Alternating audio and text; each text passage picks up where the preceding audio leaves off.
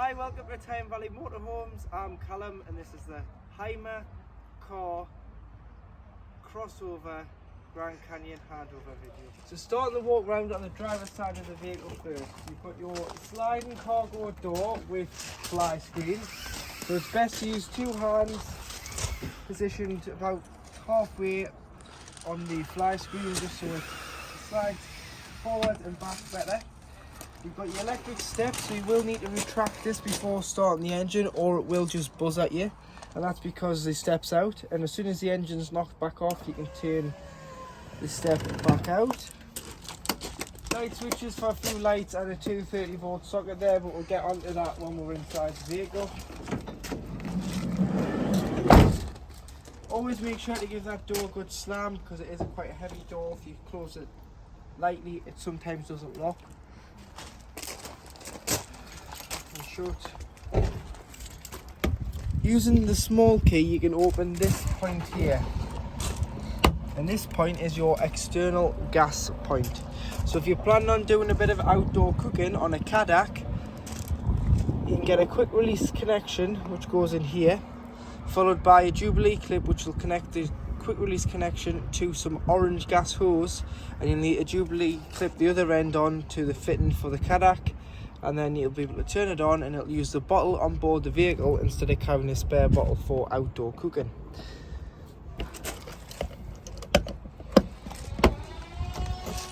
Next you have your freshwater filling point. So I would advise buying a hose pipe with some hose pipe fittings, as it's mainly just a brass tap on site. Front end of the hose always into the motorhome, other end put a connection on there and connect it to the side's tap.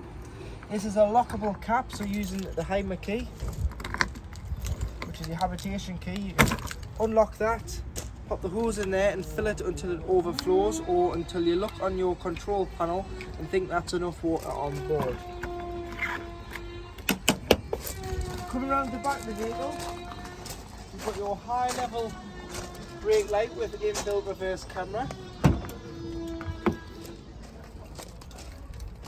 On this model it does come with a table and some chairs, but the chairs strap in here, but I need to show you in here, so I've took the chairs off for a moment.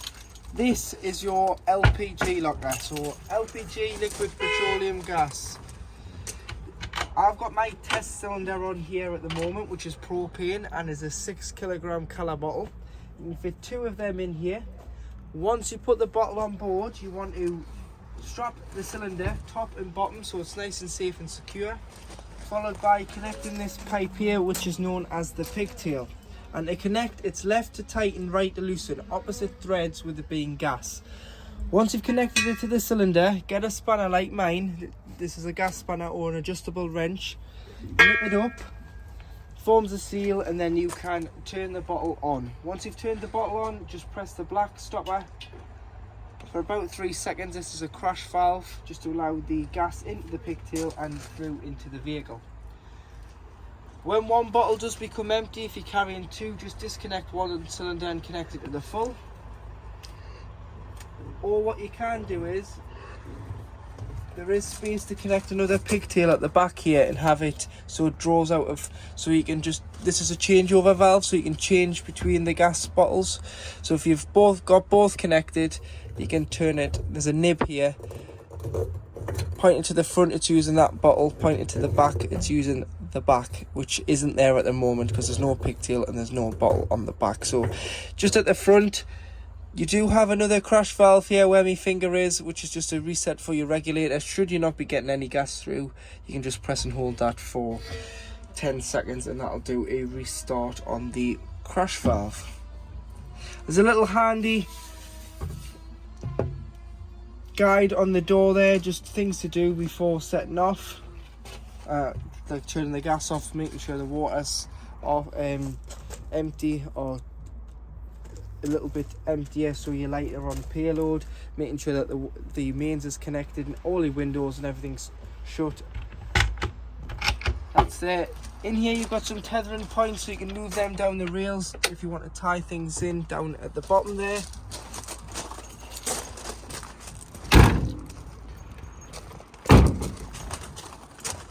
Hook the vehicle up, you hook the point is here.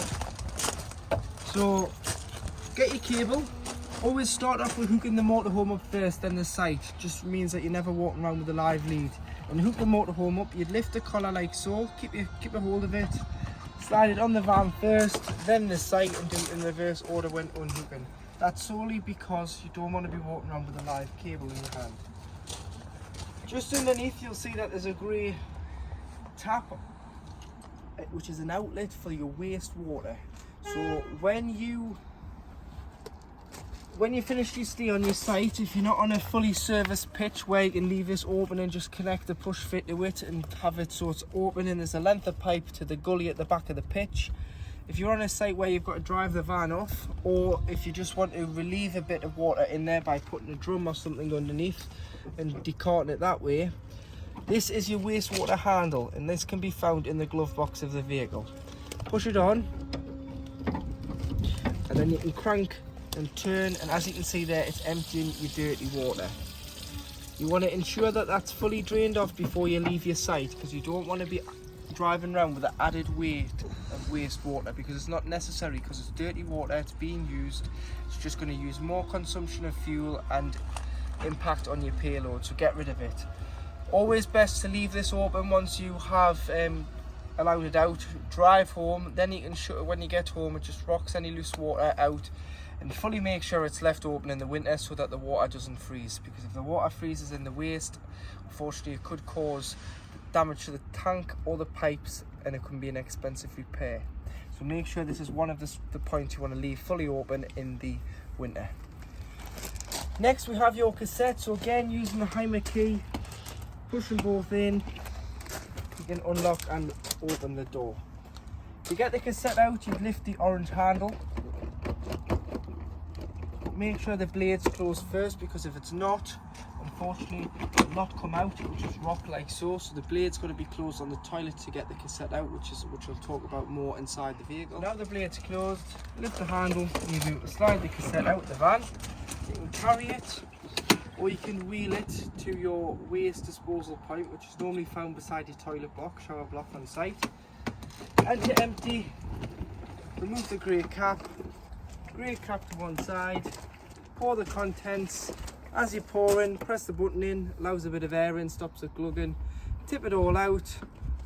Once you've tipped it all out, there's normally a tap there. Put a little bit of rinse water in, give it a rinse, tip out again before going in with a cap full of liquid. So this can be green or blue, depending on what the sites prefer you to use.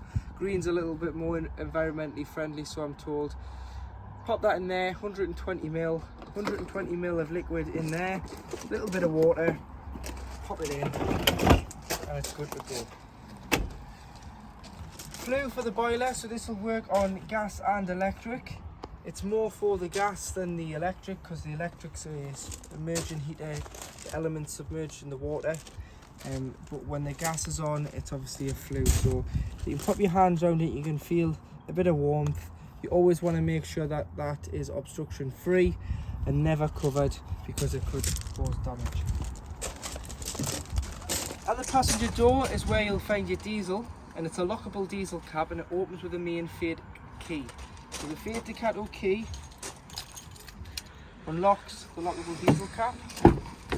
Tyre pressures can be found here, so 5.5 bar, which is 79.5 psi. Underneath the seat is where your electric block unit is. This is the unit that powers all the 12-volt auxiliary items on board. So the leisure battery will sit behind it, and all your 12-volt fuses are on the front of it. So if the fuse does blow, or you think something 12 volts not working, it's possibly going to be a fuse, more than likely going to be a fuse.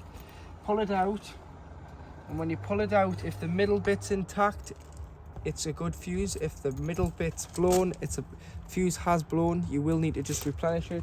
So that's why I always tell all the customers to buy themselves have a little toolkit handy, spare fuses in there, just in case you do need to replenish a fuse. It'll not ruin your holiday, you just pop a fuse in. The engine battery is underneath the cab floor, and like I said, leisure battery is underneath the seat. Any problems with the engine battery, you do have to lift it out through the cab floor to change it, or put a charger on it. Just take the cover off and you can access the terminals of the battery there. Battery release here.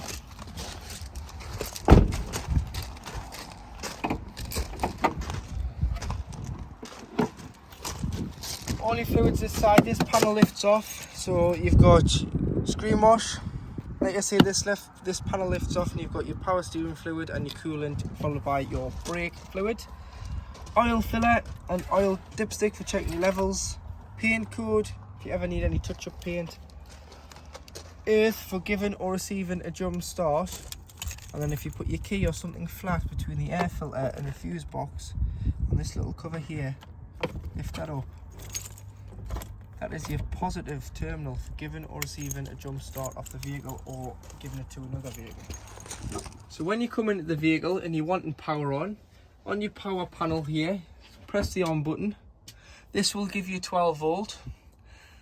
If you're hooked up, you'll get this orange light, and that will give you 230 volts, so you'll be able to plug anything into a mains socket. If you don't have that light on, it will just be 12 volt off your leisure battery. Making sure you've got enough water on board, and if you do, you can put your pump on. The pump pressurizes the water to the taps, toilet and shower from your freshwater tank. But like I say, make sure you've got enough water there first, because you wouldn't want to run the pump with no water in, because you're going to burn the element of the pump out. Coming down here, starting off from the top, you've got your leisure battery reading. If it's hooked up, take the hook up out, and because it's giving you a false reading at present, it'll give a true reading when it's not connected to mains, because the charger's not involved in charging it. Then you do have your fresh water, which is 75%. Zero waste, because I've just opened it and you can see there it's not lighting up, otherwise it would light up 25 to 100%. And then you do have your vehicle battery reading as well. So to operate your digital Truma CP control panel, to turn the system on and off, you'd press and hold to turn it off, press it once to turn it on and it'll come on, and then to get into the menu you just press it once. You'll notice you've got a thermometer in a van flashing at the top corner. If you press enter, this is how hot you want your vehicle. So you've got all the way off in the summer when you don't want the heating, or you've got all the way to 30 degrees in the winter when it's very cold. So once you're happy, so if we say 27 degrees there, that's how hot I want the inside of the motorhome to be, I'd press enter, and that'll save that at 27 degrees. Now you've got a thermometer in some water. This is how hot you want your water. So if you don't have any water on board, you'd have it on off. 40 degrees for showering, 60 degrees for doing your dishes, but it's entirely up to yourself how hot you want your water. Or you've got boost, which will turn off your heating and prioritize your water first. But for this, we'll just say 60 degrees because we want the heating to run along with the water. Next, you've got what source you're heating the water and the vehicle off. So you've got gas, so make sure your gas bottle's on and it's turned on. You've got mix 1, which is 750 watts of electric and gas. You've got mix 2, which is 1850 watts of electric plus gas. So you'd use mix 2 in the winter. If you're away and it was really cold, use a mix 2 will boost the vehicle up to temperature because you're using both sources together. Then you can turn it over to electric. So you've got electric 750 watts EL1, and you've got EL2, which is 1850 watts of electric. Don't waste your gas if you're on a site, unless you're away and it's really cold and you're using mix 2 for the first 10-15 minutes.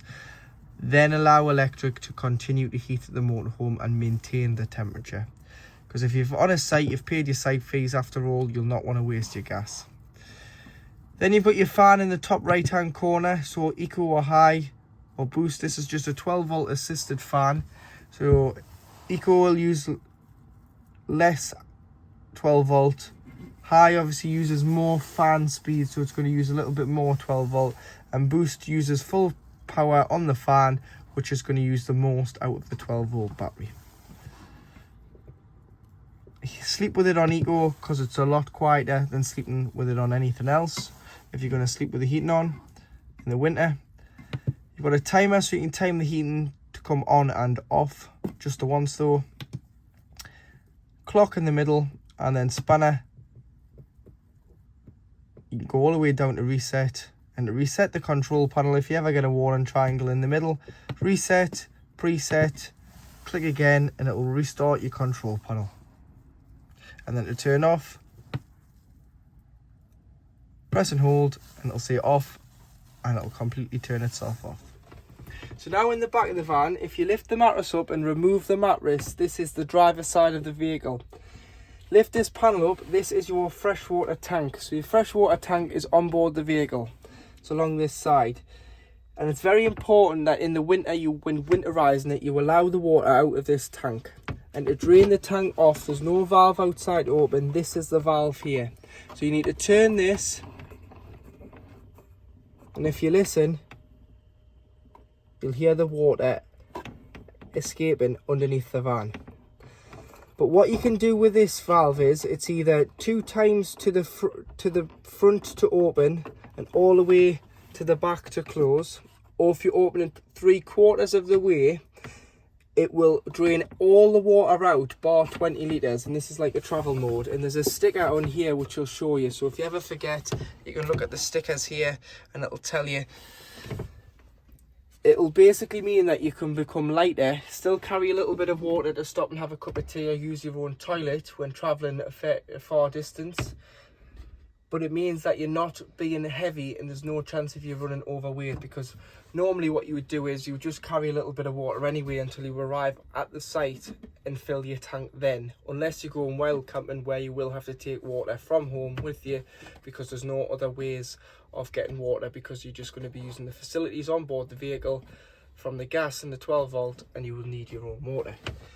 There's also the option of gaining access to the tank here as well, if you want to put any cleaner in. If you're going to clean it, put the cleaning liquid in, fill it up, leave it in for 24 hours, 48 hours. Don't just get rid of it straight away, because you might want to do this once a season. I would personally drive the vehicle as well, because it sloshes the water around the tank and gives it a good clean, and then get rid of it and then flush your tank out with a couple of refills of full tanks. So do 3 or 4 full tanks to just clean it out, to make sure it is nice and clean. But it's never drinkable, this water, unless you're boiling it, because you don't know where you're topping up from. The water at home might be great, but as soon as you start going to other farm sites and different places like that, you don't know whether you're topping up from a well or a spring.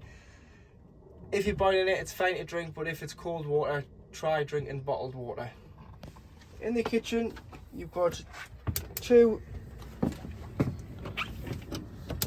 gas rings, 160mm pan on this side, and 220 on this burner. Don't do anything bigger, so just because it puts too much pressure on the burner, and it's not going to heat your pan up sufficiently either. So put the right pan sizes on there. Make sure these are nice and cold before you put the glass down, because if you put it down after you've used it, it is warm, it will shatter the glass, and it goes into a million pieces, believe me. So be careful with that. Making sure the pump's on, you'll be able to open your taps.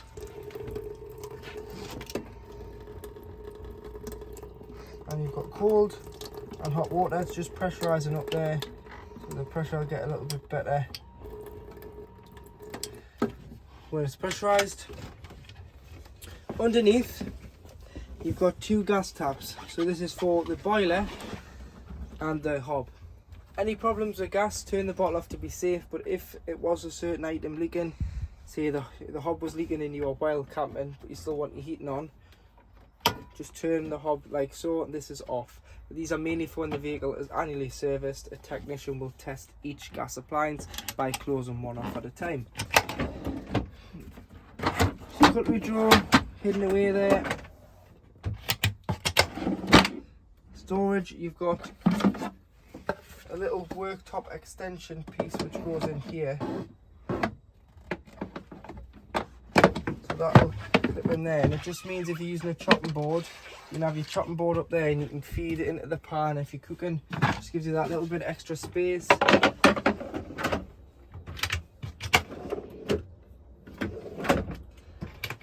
Your fridge is further back, so your fridge is here.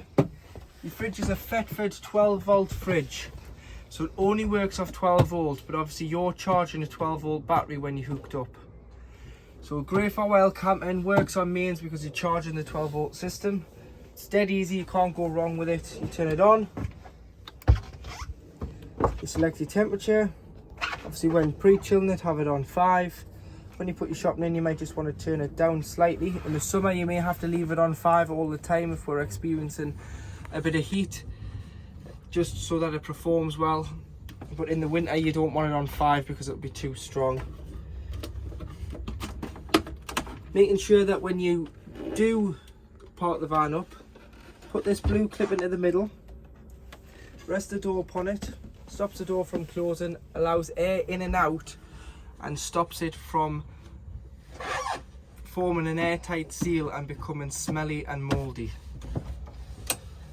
If you're lucky enough to keep this at home, what I would do is a few days before you go on holiday, hook it up, charge your leisure battery, put the fridge on. The day before, put your shopping in, allow it to chill overnight, and then when you're ready to travel, you can just leave it on, start the engine, and off you go.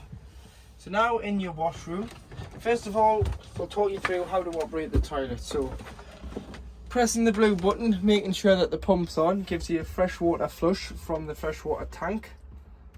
But it also kicks in the fan at start. So to stop the fan, just press it till it goes from flashing to a solid indication light of a fan.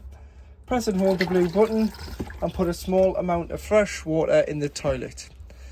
Then you want to open the blade before you use it, and the blade is just here on the front of the toilet. So it's just here. So to the right, open, use the toilet, flush it after use. Close the blade to the left. Once it's closed, it'll allow you to get the cassette out the side of the van. And when it's full, it'll indicate with 3 green lights underneath the diagram of the cassette that it's full. Shower curtain, which clips in here and goes around the toilet to stop the toilet from getting wet. You'll be able to push here and the sink will drop down. And this is also your shower hose as well. And you've got a pressurised flow of water from the hot there. The water is warm, so your hot water system's working. Always pushes up slowly because it's got to fill the reservoir and drain off. Light, toiletry cabinet, hanging rail for wet coats, wet towels, works wonders. If you've been caught in the rain, you can hang your coats up here on hangers, shut the door. Heating on, smallest place in the van, it's going to get lovely and warm quick. And you've got some towel hanging rails just up here which you can move along the rail to see where you want them. Situated in the floor between the bathroom and the kitchen, there's a little hatch in the floor here. So if you open this up, in here you've got a hot water drain and a cold water drain for the lines throughout the vehicle. And it's very important in the winter that you drain these down because you don't want the water to sit in these, because it's just like a hose pipe. With ice, it'll expand and it could end up splitting and cracking and causing damage which isn't covered under your warranty. It's your responsibility to winterize the vehicle.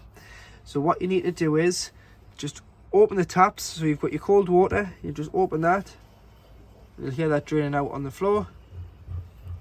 And then the hot water, so any water that's in the lines, you open that. This pipe's warm because it's transferring hot water to the taps from the bathroom to the boiler and the kitchen. And you just open that up and allow the water out.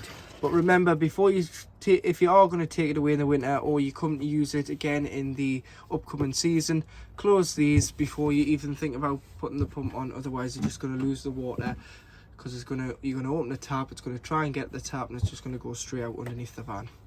But make sure they're fully left open with the fresh and the waste, and all the taps within the van and the boiler, which I'll get onto in a moment, how to winterize the boiler.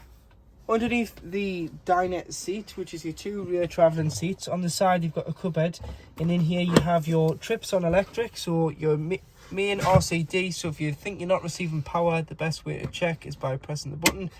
If it trips, you've got power. If it doesn't trip, you're not receiving power. So it could be the where you're getting the power from. And you've got your MCBs. You've also got 3 fuses here, which is the crossover fuses between the engine battery and the leisure battery. So them 4 fuses, should I say, will be doing a job of things like your marker lights, your towing lights, things like that. So just make sure if there's any problems and the fuse hasn't blown underneath the seat, just check them ones just in case. So situated underneath the bench seat is where the boiler lives. So the boiler does 2 jobs. It provides hot air blown heating and it provides hot water. So it can store 10 litres in the water container of the boiler at any one time. In the winter, it's very important that you allow this water out, because if not, it could freeze and cause some damage to the boiler, with pipes and cracking the inside of the boiler, which means it will be a costly repair job. So just down here, you'll see a blue little diamond. This is a box which is known as a anti-frost valve by Truma. And in 3 degrees, there's a button on the side of it, just right at the bottom, just right down there, a little blue button which will push out when it detects 3 degrees or less, and allow all that 10 litres of water to drain directly out underneath the van. But never become fully reliant on this in case it ever becomes faulty. So what I like to do is do it myself, or check that it has done it, and just open the valve. And to manually open it, pop your hand on the diamond, turn the diamond, and it has pushed the button in at the bottom. So if you look at it, you see the button's out just at the bottom here. The little nib in the diamond is popping up, and then when you're ready to reuse it, pop your hand in, turn the diamond back the other way, the nib will go down, and push the button in at the bottom, and that is closed off. If it doesn't close off because you're trying to use it when it's cold, just put the heating on first and heat this area up 10 minutes or so, and then that should push in, because this area is nice and warm and it will not detect the cold. But make sure you drain off the boiler, the fresh and the waste, all the taps and the hot and cold lines in the winter to eliminate all water within the vehicle. And then just close everything back when you're ready to reuse it. So your ladder for your pop top comes in 2 parts. It clips together. Pop the catches on both sides. Situate the ladder on the ladder points, and you can gain access in and out of the pop top, which provides your extra double bed on the vehicle. So it is a 4 belted van conversion.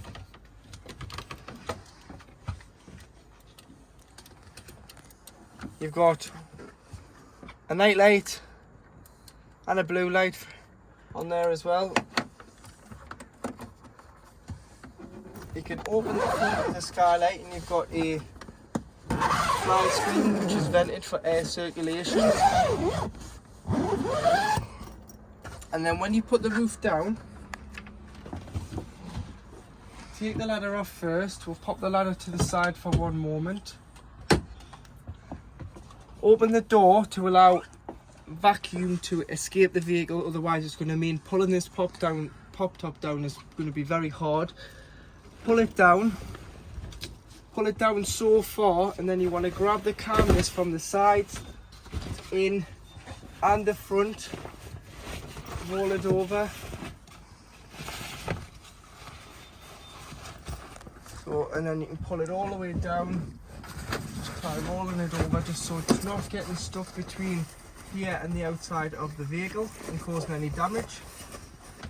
And then to shut the roof off, butterfly clip goes down. You may have to pull a little bit on the handle so it locates on the lug there, and then turn, push it back and put the safety belt on. Again on the other side, so butterfly clip down, turn, push back, clip the belt on, that it's safely secure and ready for the road. You do have a cover which press studs on here, so it'll match it to the headliner, so it'll look like there's not a pop top hole there. It just keeps the draft out as well. But that's how you put the pop top up and down. Just remember to open this door and allow the air out.